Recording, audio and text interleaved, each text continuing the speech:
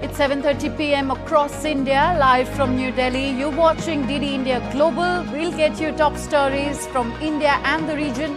I'm Tanvi Taneja, and for news from the rest of the world, I'm joined by my colleague in Washington, D.C., Caroline Malone. Caroline, good evening from New Delhi.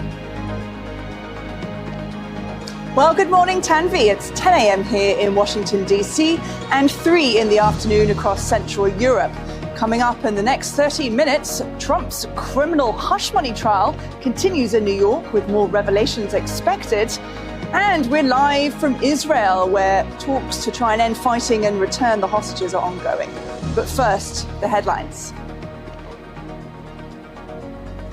Polling closes in 13 states and union territories in the second phase of India's elections. Women come out in large numbers to vote. The northeastern states lead in poll percentage. US Secretary of State Antony Blinken wraps up his China visit, says China can play a constructive role in global crises as he meets President Xi Jinping. And an Egyptian delegation meets Israeli officials to revive the stalled ceasefire and hostage negotiations.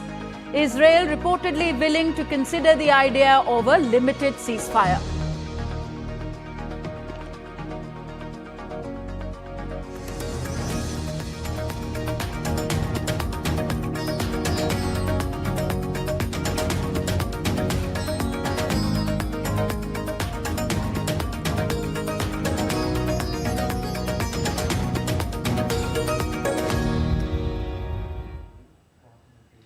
Up first, let's get you the latest on India's Festival of Democracy, the second phase of elections.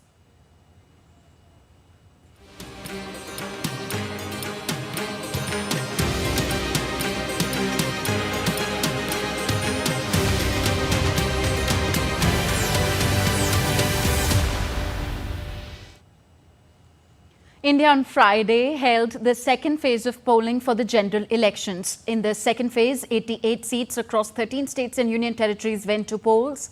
The 88 parliamentary constituencies include all 20 constituencies in Kerala, 14 in Karnataka, 13 in Rajasthan, 8 each in Uttar Pradesh and Maharashtra, 6 in Madhya Pradesh, 5 each in Assam and Bihar, 3 each in West Bengal and Chhattisgarh, and 1 each in Jammu and Kashmir, Manipur and Tripura.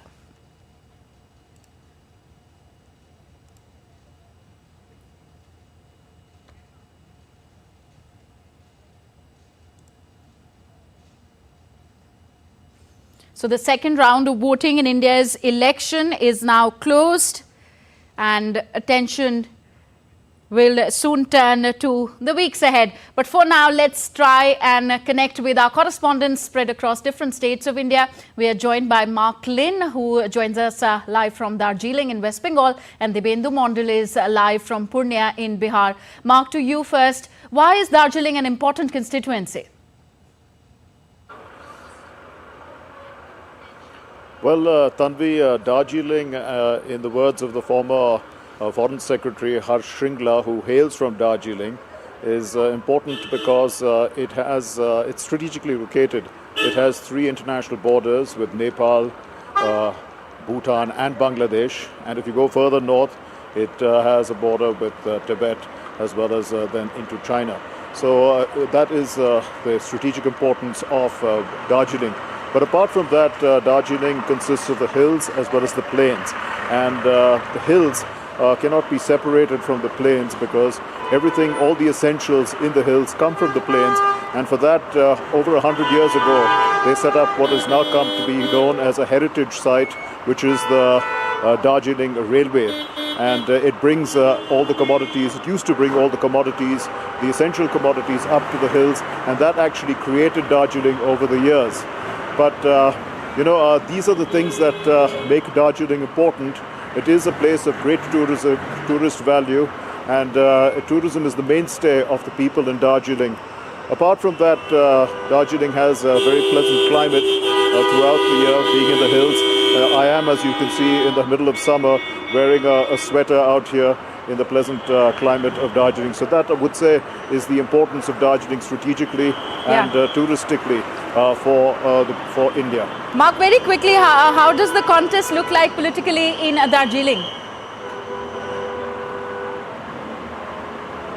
Well, Tanvi, actually the contest is a very interesting one because, the people of Darjeeling will largely consist of Gorkhas, and they have been wanting for a long time to have a separate state under the Indian Union called Gorkhaland, like Sikkim.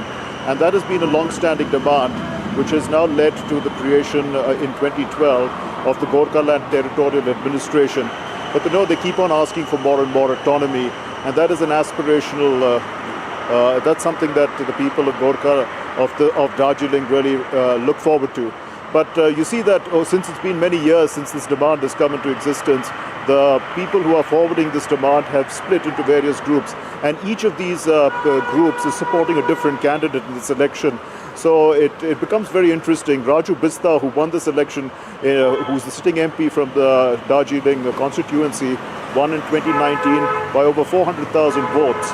But we need to see whether, he is able to sustain that kind of momentum in this particular election, because the polling percentage in the hills was only in the 60s, earlier 60% at 5 p.m. and the plains was close to 80%. So the hills and the plains actually vote in a different pattern.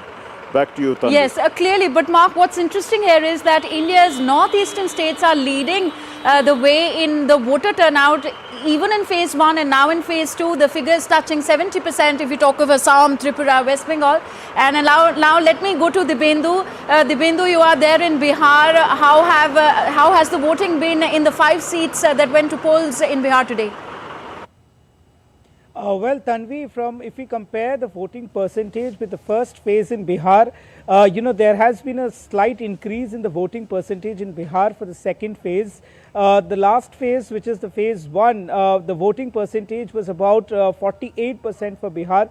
But this time around in the second phase, we've seen it increasing to 54.17% till about 6 p.m.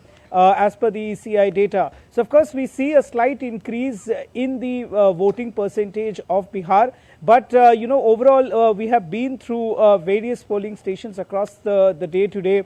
And what we have seen is that there has been direct contests between the NDA and the India alliances that have been contesting elections here. And of course, because of the fact that there are various caste combinations as well as community religious combinations that play out in the politics of Bihar. So of course, it will be interesting to watch as to who had been able to win the hearts of the people here in Bihar. For example, the Purnia constituency is a hot seat, is being talked about across the state and also nationally, because the fact that this particular seat in Purnia turned out to be a tri-corner fight between the RJD's Prasar Bharati, the JDU, as well as the third candidate, Pappu Yadav, who contested independently here. And there have been many takers of Pappu Yadav in Purnia. So, of course, the contest here in Purnia is going to go down to the wire on the 4th when the ballots or the EVMs open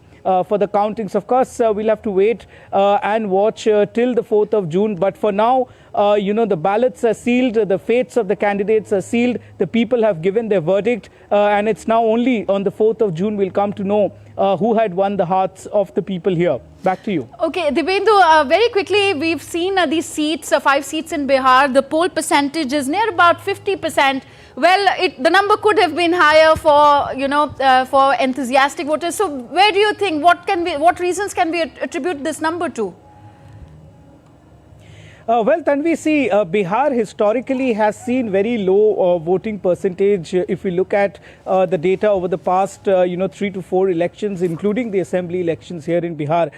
So what perhaps is because, especially if we talk about this election, it seems that, a lot of heat that could have caused, the voter turnout to be low. And also what we understand from speaking to officials here is also a lot of migrant migrant workers from Bihar work in various states across the country. So this could also perhaps be one of the reasons as to they could not come back to their polling stations or their respective cities to cast their vote. So this is also being attributed to one reason being attributed as a low voting percentage in the state of Bihar, and many have also migrated to different cities and have perhaps got themselves registered in those particular cities. But despite that, having said this, 54% is pretty low when we compare it to other states where mark is, in West Bengal, where we see on every elections after elections voter turnout to be over 70 to 75%. So of course, the people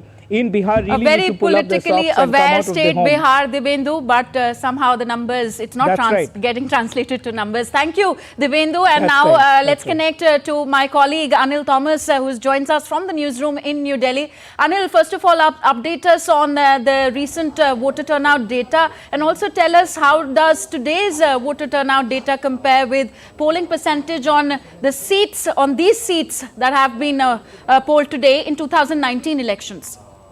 Good evening, Tanvi. This particular phase is very interesting because we complete 190 seats, if you put phase 1 and phase 2 together, and that's roughly over 33% of the parliamentarians whose fates are decided in the EVM boxes. Having said that, when you look at it, when you compare it with 2019 numbers not looking good yet again.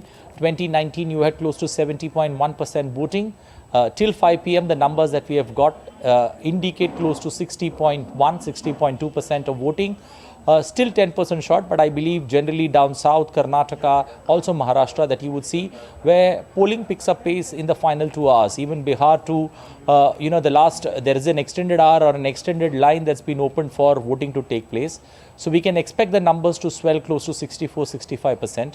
But beyond that, again, a lot left unanswered in this particular phase 2. And I think the hot summer has, big reason to play. And also 4 election phases coming during the weekends is somewhere, helping or making the people choose between, staying to vote and going out for an extended weekend. And I think that's where, the political parties as well as the Election Commission need to introspect on how to make elections more forthcoming for people to come out and vote. Anil Thomas in New Delhi, thank you very much for that analysis. Let's move down south in India. Wayanad, considered as one of the most important constituencies in Kerala, witnessed some enthusiastic voters coming out and casting their ballots, especially in the alternative school in Kokure, which saw a surge of tribal voters, especially women. DD India's Siddharth Bhardwaj reports. I'm at a very special place, a very special polling booth here in Kokure. This is the alternative school. And the best part about this poll is this, that women in large numbers here from the tribal community are coming to vote, to cast their ballots, to select their MPs. They want the solution to their problems. And that is why they say that they have decided to come out of their houses and cast their ballots. As far as the arrangements are concerned, proper arrangements by the authorities have been made for the voters who are coming here to beat the heat. Drinking water and shelter have been arranged for the voters who are coming here in large numbers to vote. But ultimately, it's in the hands of the voters to decide who will finally be representing their constituency. With camera person Senthil Kumar, this is Siddharth Bharadwaj reporting for DD India in Wayanad. On to Washington now. David Pecker, the ex-publisher of the National Enquirer, is being questioned today by both the prosecution and an attorney for Donald Trump in the former president's criminal hush money trial. My colleague Caroline Malone is in Washington, D.C. She gives us more on this and other stories making headlines around the world. Caroline, over to you now. Well, the criminal hush money trial is beginning again of former US President Donald Trump and progressing on Friday. David Pecker, the former National Enquirer publisher, is set to respond to inquiries regarding his efforts to suppress damaging information about Trump during the 2016 election. Pecker, who's 72 years old, had previously stated that he served as Trump's eyes and ears and was tasked with quashing stories that could have jeopardized the businessman turned politician's presidential aspirations. Well, New York prosecutors have charged Trump with falsifying business records to cover up hush money payments to an adult film star. Well, he's pleaded not guilty and denies that the encounter took place.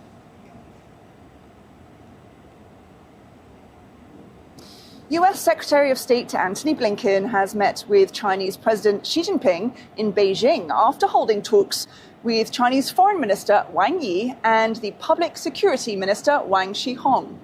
Blinken had raised concerns about China's support for Russia's military in its conflict in Ukraine, one of the many contentious bilateral, regional and global issues between the world's biggest economies. The two sides also discussed Taiwan and tension in the South China Sea. In today's meetings, I discussed the PRC's dangerous actions in the South China Sea, including against routine Philippine maintenance operations and maritime operations near the Second Thomas Shoal. Freedom of navigation and commerce in these waterways is not only critical to the Philippines, but to the U.S. and to every other nation in the Indo-Pacific, and indeed around the world. That's why so many nations have expressed concern about the PRC's maritime maneuvers.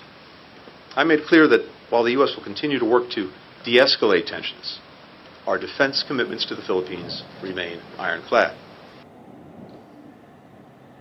Well, Blinken has also urged China to discourage Iran and others from escalating the conflict in the Middle East. It can play a constructive role.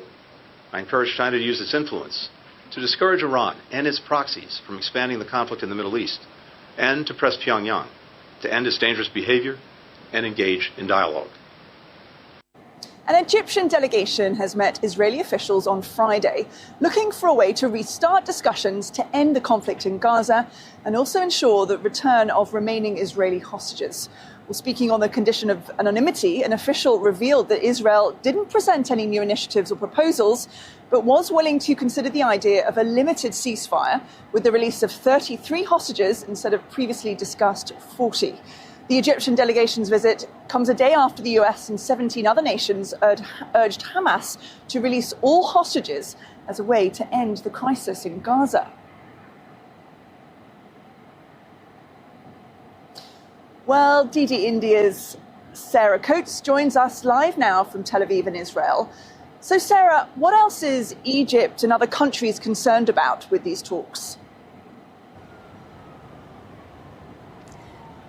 Hello there, Caroline. Well, the Egyptians are extremely concerned that any potential operation down into that southern Gazan city of Rafah, where some 1.3 million internally displaced Palestinians are sheltering, that it could actually see a massive spillover of tens of thousands of displaced Palestinians over that Egyptian border.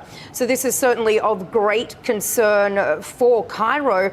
And they've also been saying, the Egyptians, that if in fact this does happen, that it would put in jeopardy this long-standing, decades-long peace treaty between the two countries. Now, Caroline, it is important to mention we do have a couple of leaks already coming out of these meetings between Egypt's spy chief, Abbas Kamal, and also these senior Israeli officials. They have made it very clear that Israel is willing to give one last chance to these key negotiators and also to Hamas to release these remaining 133 Israeli captives, or they will go down into Rafah. Now, we do understand that plans are already being put in place for this operation down into that southern city.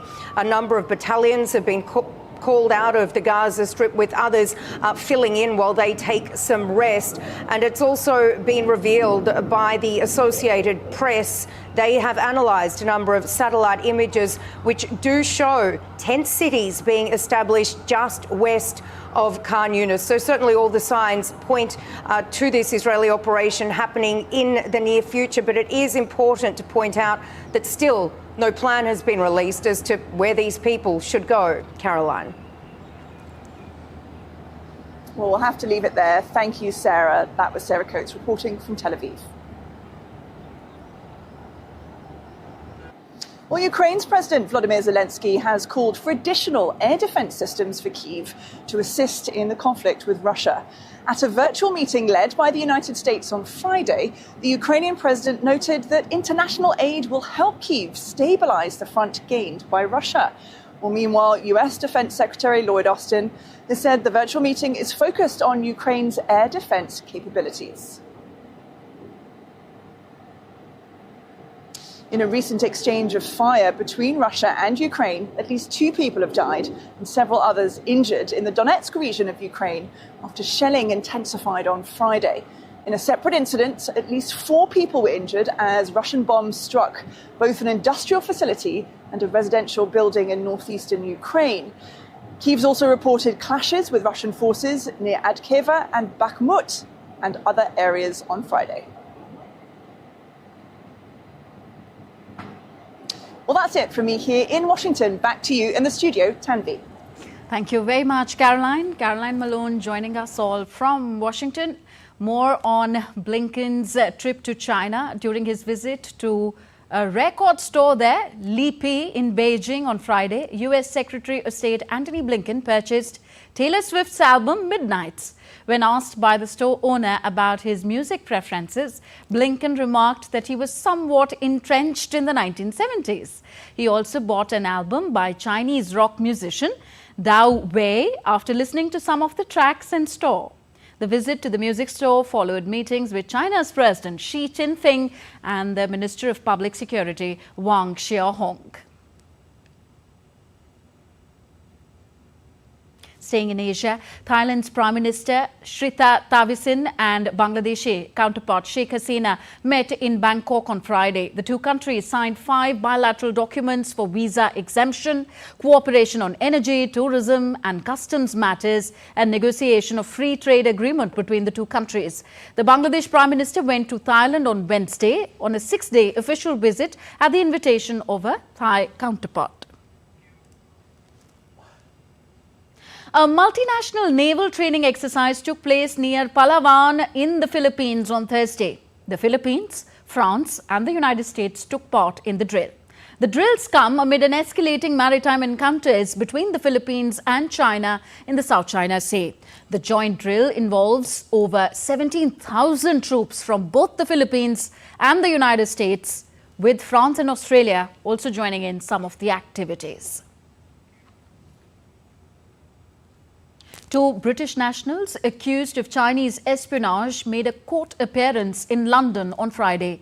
Christopher Cash and Christopher Berry faced charges of disclosing sensitive information to China, violating the Official Secrets Act. Both were granted bail until their next hearing at London's Old Bailey Court, scheduled for May the 10th.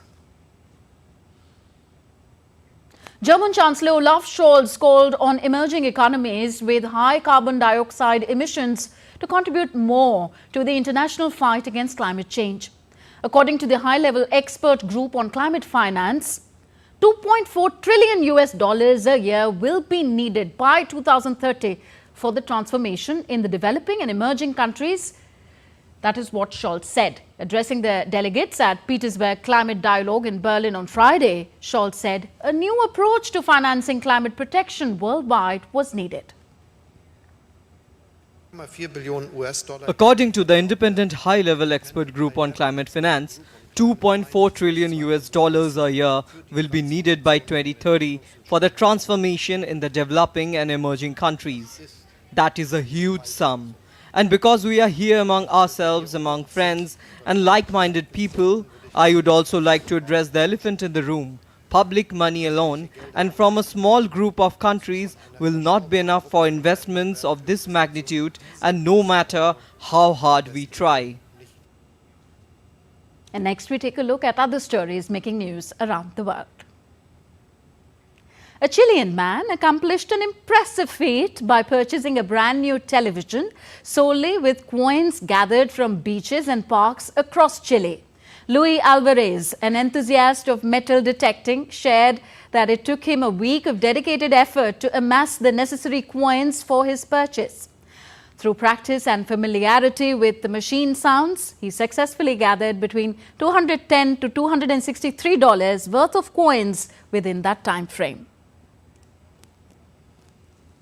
A devastating fire engulfed a guest house in Porto Alegre in Brazil's southern city, claiming the lives of at least 10 people and leaving 11 others injured on Friday. Authorities are yet to determine the cause of the blaze. It has been revealed that the guest house was operating without a proper license and lacked a fire safety plan, as disclosed by the fire department.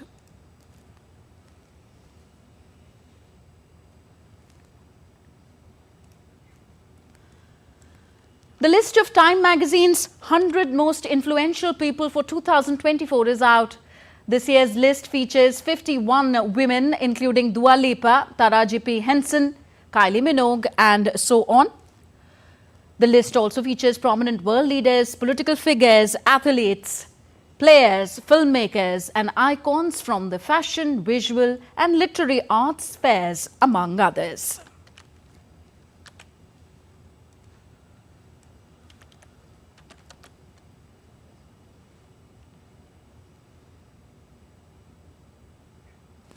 And as we wind up this edition of DD India Global, we take you to Vietnam, where farmers are reducing methane emissions by changing how they grow rice.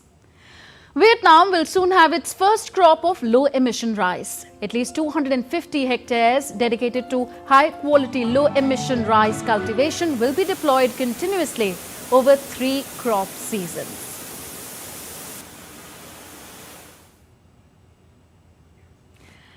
So with that, it's a wrap on this edition of DD India Global. You can catch all the news and updates on our DD India mobile app. The app is available on both Android and iOS platforms. You can scan the QR code on the screen to download now.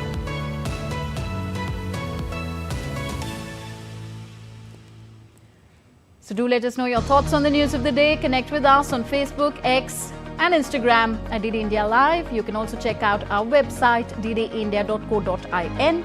We will be back with more news as it breaks here on DD India. I am Tanvi Taneja from my entire team in New Delhi. Thank you for watching. Namaskar.